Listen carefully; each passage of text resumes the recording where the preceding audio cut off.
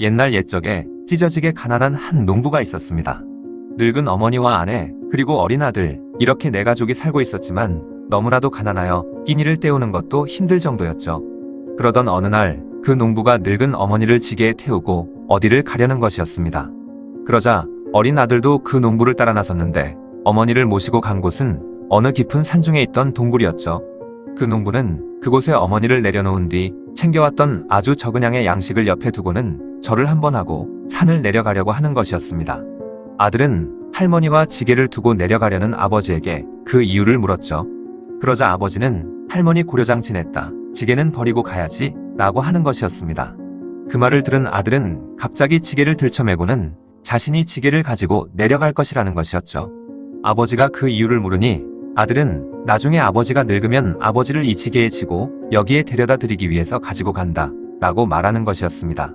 아들의 대답을 듣고 자신의 잘못을 깨닫게 된 아버지는 다시 할머니를 지게에 지고 내려와 극진히 모셨다고 하죠.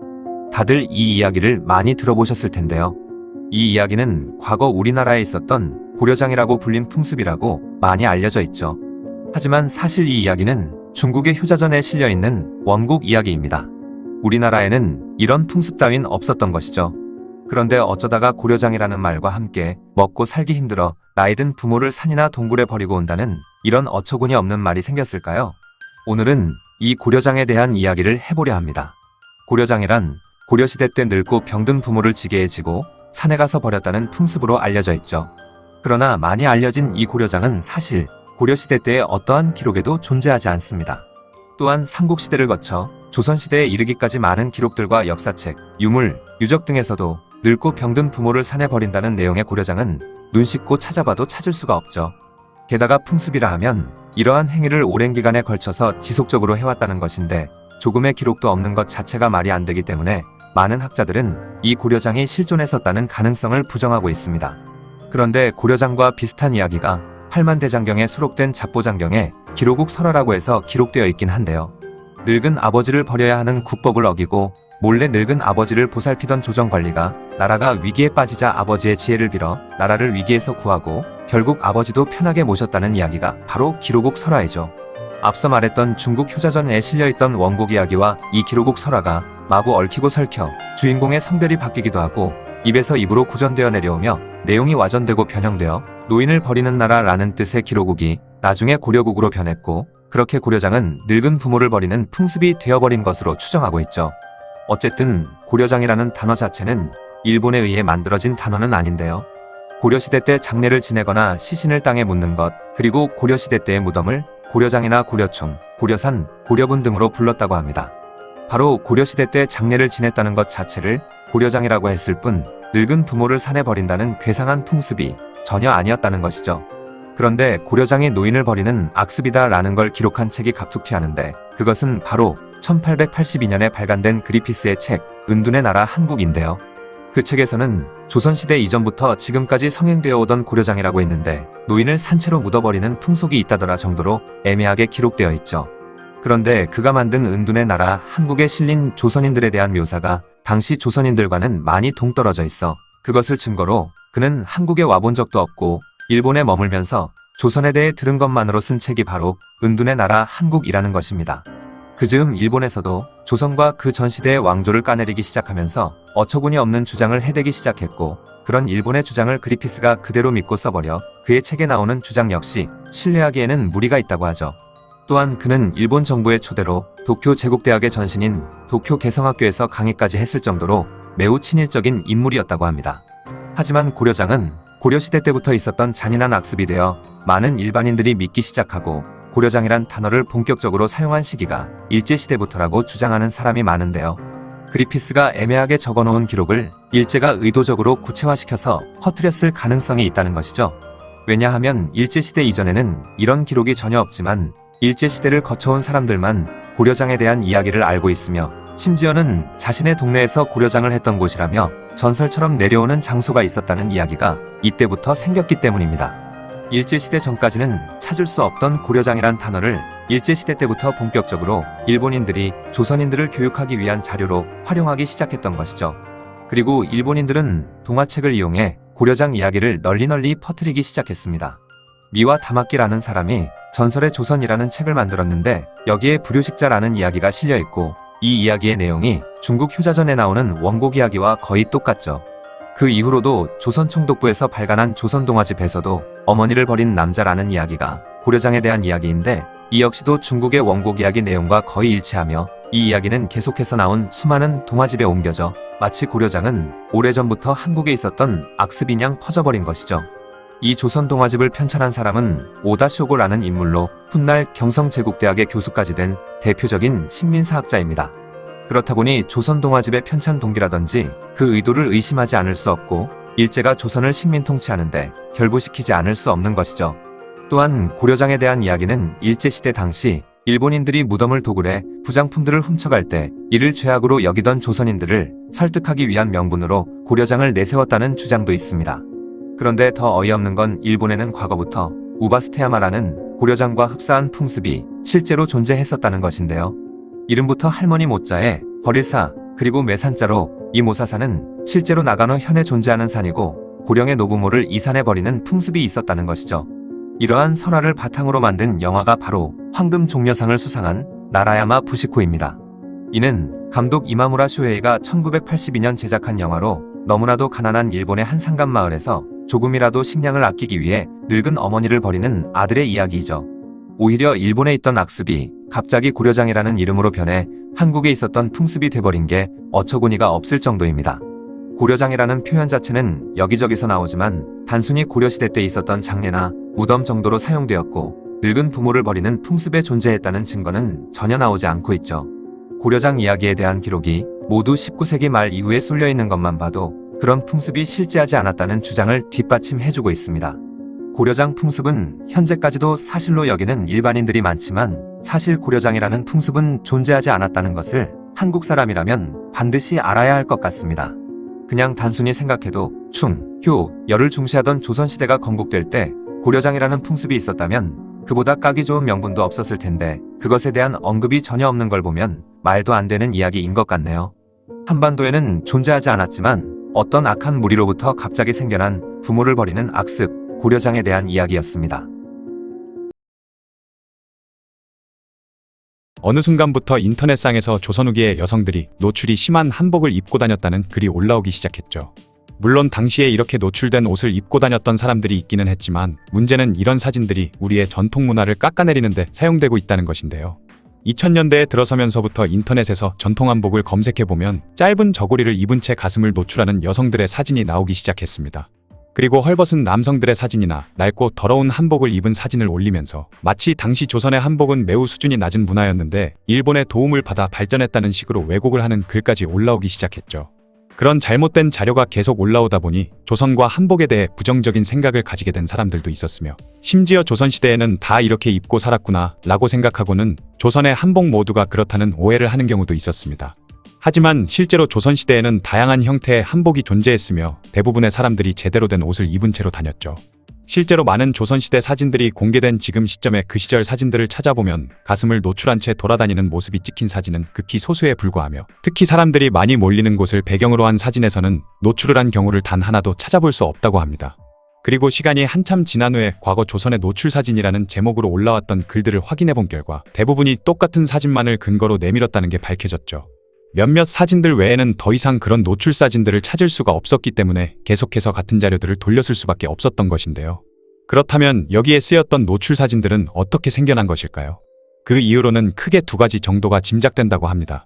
첫 번째는 조선이 비록 유교 국가이기는 했지만 엄격한 규율이 적용되는 것은 양반 계급뿐이었다는 것이죠. 양반과 여성들은 품위와 절개를 지키는 것이 필수였지만 평민 여성들까지 그래야만 하는 의무는 없었기 때문에 일반 여성들은 비교적 자유로운 차림으로 길거리를 돌아다닐 수 있었다고 합니다. 때문에 무더운 여름철이 되었을 때나 아이에게 젖을 먹일 때는 거리낌 없이 속옷을 내려 노출을 했다고 하죠. 조선시대는 후기로 갈수록 저고리가 짧아지는 것이 유행이었기 때문에 어느 순간부터는 가슴 가리개가 꼭 필요했다고 합니다. 때문에 무더운 여름철이 됐을 때나 논밭에 나가서 일을 할 때는 거추장스러운 가슴 가리개를 풀어버린 채 활동을 했는데 그런 광경을 신기하게 여긴 외국인 선교사나 이방인들이 사진을 찍은 것이 지금까지 전해져 온 것이죠. 두 번째 이유는 일제강점기에 조선을 식민지로 삼은 일본 제국은 자신들의 지배를 정당화하기 위해 조선이 얼마나 위대하고 무능한지를 강조하는 작업을 해왔습니다. 때문에 온갖 날조된 자료를 동원해 자신들의 식민 통치를 합리화시켰는데 평민 여성들의 노출 사진 또한 일제가 조선의 미개함을 강조하고 자신들의 통치를 정당화하는 작업에 이용되었다고 하죠. 이런 극소수의 경우를 찍은 자료들을 근거랍시고 내밀면서 해외 다른 나라들에게는 조선처럼 발전이 덜 된 국가를 우리 같은 선진국이 지배해서 그 수준을 높여줄 것이라는 억지 논리를 폈으며 조선 사람들을 상대로는 조선은 문화와 역사가 열등한 민족이니 우등한 민족에게 지배당하는 것은 당연한 것이라는 내선일체 사상을 통해 식민 통치를 합리화시켰습니다. 이 두 사진이 바로 일제가 조선을 식민 통치하는 게 당연하다는 논리를 세계 다른 나라들에 알리기 위해 연출한 사진이라고 하죠. 이 사진들은 사진첩과 엽서로까지 만들어졌고 이후 전 세계로 팔려나가 정치적인 의도로 사용당했다고 합니다. 이런 식으로 만들어진 사진들이 현재까지도 남아서 일본의 우익들과 한국인들 중 자국을 혐오하는 일부 사람들에 의해 조선을 비하하는 용도로 쓰이고 있다고 하네요.